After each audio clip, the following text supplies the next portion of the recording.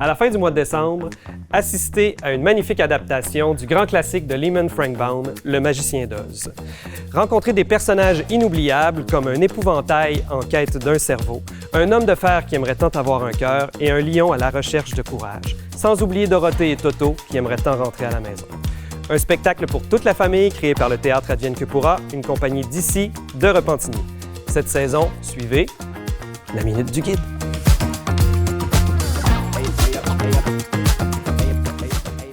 J'ai le plaisir de rencontrer Frédéric Bélanger, directeur général et artistique du Théâtre Advienne que pourra. Bonjour Frédéric. Bonjour Martin.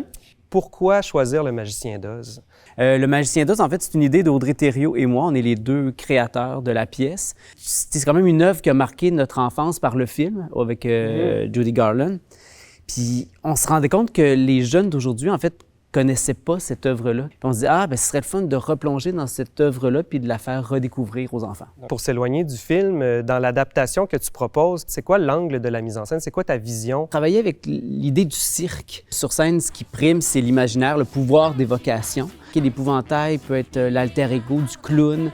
Le lion, on avait déjà un lion qui est une lionne dans notre histoire, mais il y avait quelque chose avec le dompteur, les animaux qu'on peut retrouver dans un cirque. Ces archétypes-là, en fait, il y a quelque chose d'intéressant visuellement, puis il y a quelque chose qui peut créer le merveilleux, en fait. Eh bien, pour terminer, Frédéric, as-tu un message pour les familles qui aimeraient rehausser la magie pendant le temps des fêtes? Les 28 et 29 décembre, c'est comme le spectacle idéal pour venir rêver. Si ça, c'est pas convaincant.